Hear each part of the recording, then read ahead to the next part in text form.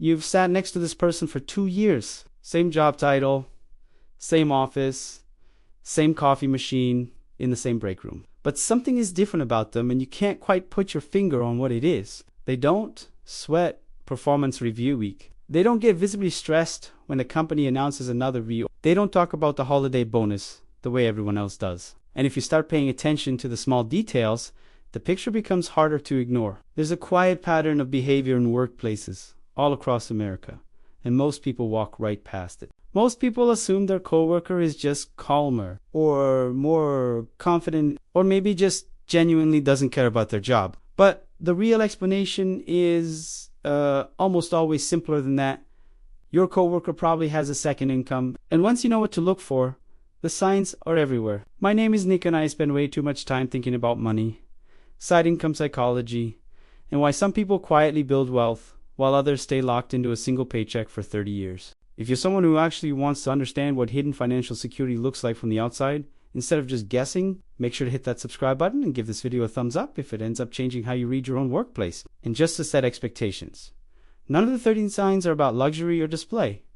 They are all the opposite. The signs are about subtlety, about composure, about absence of stress where most people would feel it. Quietness is the whole point. According to the Bureau of Labor Statistics, around 9.3 million Americans were working multiple jobs in late 2025. That's the highest number ever recorded since the BLS started tracking this in 1994. Around 5.7% of employed Americans. But here's the thing. Bankrate's 2025 Side Hustle Survey suggests the real number, when you include casual side income, is closer to 1 in 4 working adults. Which means in any office of 40 people, roughly 10 of them are quietly building something on the side.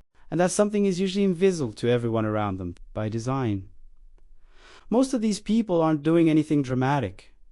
They're consulting on weekends, selling something on Etsy, tutoring online, renting out a spare room, picking up freelance projects under their existing skill set. The activities are mundane. The financial impact is anything but. And the social camouflage is, basically airtight. Let me walk you through the 13 signs that give them away. The first cluster of signs is behavioral. The way they show up at work, day to day, is just slightly off compared to coworkers who depend entirely on this job. The first sign is that they don't visibly stress during layoff announcements. Other people get tight in the shoulders. Their face goes blank. They stop typing for a minute. Your coworker, in contrast, reads the email, sips their coffee, and goes back to whatever they were doing. Because losing this specific job isn't losing their only income. You can almost see them mentally checking how many months of runway they have. The answer is much longer than yours. The second sign is they leave at exactly 5 p.m. Not 5:07, not 5:15, 5. They don't perform commitment by staying late.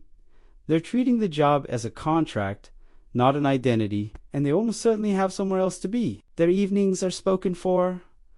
Their weekends are spoken for. Their chimmy is in their own head, already allocated to something more valuable.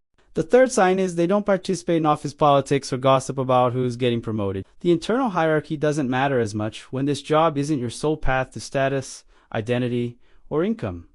So they tune most of it out. They'll listen politely if you start a conversation, but they won't bring it up themselves. And they almost never speculate about leadership decisions out loud. The fourth sign is they're oddly relaxed during performance reviews. Other people sweat for weeks before they show up with a pen, take notes, nod, and leave. Even when the review is harsh, their reaction is muted. They take the feedback. They don't get defensive. They don't argue. They just absorb it and move on. The fifth sign is they have a personal laptop that they keep close, but they're scrupulous about never using company resources or company time for their own work. That paranoia about commingling is itself a tell. People with outside income don't think this carefully about that line. They will never check their personal email on the company network. They won't print a personal document on the office printer. They won't take a personal call at their desk, and they never, ever talk about their side work in a Slack channel or company email. The separation is total. It looks paranoid until you realize it's just survival. 5 signs. Let's move to the financial cluster. These are the ones that take longer to spot, but are honestly more revealing. The behavioral signs you can pick up in a week. The financial signs take months. But once you see them, you can't unsee them. The sixth sign is the lifestyle doesn't quite match the salary band. They drive a slightly nicer car. They take an extra vacation. Their kids do an extracurricular yours can't afford. You assume their spouse makes more, or that they inherited something. But when you actually pry, neither answer fully checks out. The math just doesn't reconcile. And the longer you sit with it, the more uncomfortable the gap becomes. The seventh sign is they don't get visibly excited about the annual bonus announcement. Everyone else is doing math in their head, projecting the percent, calculating what it means for their summer plans. Your coworker just nods. A bonus is a smaller percentage of their total income than it is of yours, so it doesn't move them the same way. The eighth sign is tax conversations get weirdly specific. They use phrases like quarterly estimated payments. They mention Schedule C.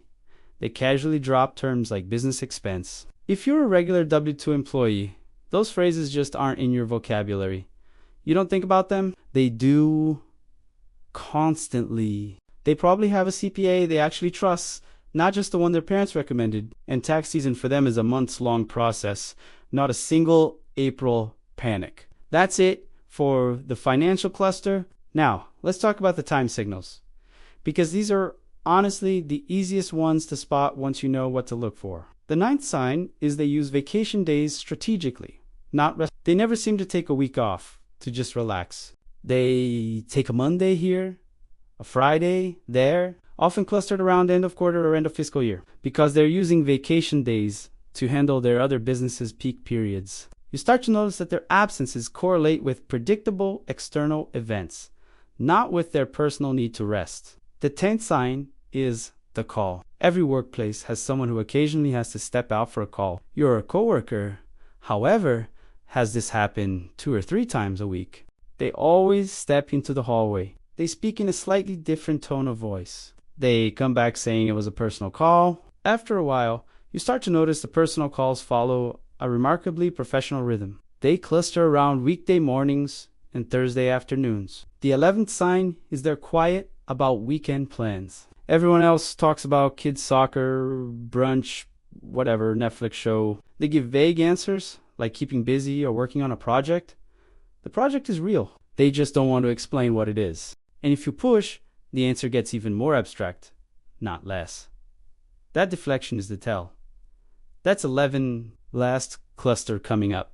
The last cluster is about identity, and this is the cluster that, once you see it, changes how you read every coworker you've ever had. The 12th sign is their LinkedIn profile has a small ghost in the work history, a consulting LLC, a freelance period between jobs that lasted 6 months, a board role at a company you've never heard of. Most people scrub that stuff. Your coworker leaves it because that ghost is the version of their professional identity that actually represents who they think they are. The W-2 job is a chapter. The ghost is the through line. The 13th sign is the deepest one. They don't tie their identity to their job title. When they meet someone new, they don't lead with, I'm a senior analyst at this company. They lead with what they actually do or what they're working on. Their sense of self isn't dependent on this employer continuing to write their name on a paycheck. That alone separates them from 90% of the people they work with. So those are the 13 signs. 5 behavioral, 3 financial, 3 time related, 2 about identity. Wait, that's only 13 because I combined a few. The point is, you now have a system to read people. None of these signs are conclusive on their own. The coworker who leaves at 5 could just have a long commute. The one who's calm during layoffs could just be stoic. The one with the personal laptop might just like the keyboard. But when you see 4 or 5 of these signs in the same person, you're not guessing anymore. You're looking at a pattern. And patterns, this consistent, don't happen by accident. But here's the part most people completely miss. And it might be the most important point in this entire video. The reason your coworker hides their side income isn't shame. It's strategy. A very specific, very deliberate, very rational strategy. American employment law gives your employer enormous leverage over you. And almost all of it depends on the assumption that you're financially captive to your job. The salary you're offered, the projects you get assigned, the flexibility you're granted or denied, the unpleasant tasks that get handed to you instead of someone else. All of it operates on the premise that you cannot easily walk away. If your boss knows you have meaningful income elsewhere, the dynamic shifts. They become more cautious with you. They give you better assignments. They are slower to dump unpleasant work on your plate. That sounds great on the surface, but the trade-off is real. If your manager finds out about your side income, especially if it's in the same industry, you become a flight risk in their mental model. You stop getting invited to long-term planning meetings. You don't get the multi-year stretch projects. You're quietly moved off succession plans. In some industries, your side work could violate non-compete clauses or moonlighting policies. Even legal side work can be used as a pretext for letting someone go during a So the people who have side income, especially the ones who build something meaningful, learn to keep it absolutely invisible. This isn't paranoia. It's the rational response to a system that punishes the appearance of optionality, even though it also punishes the people who don't have any.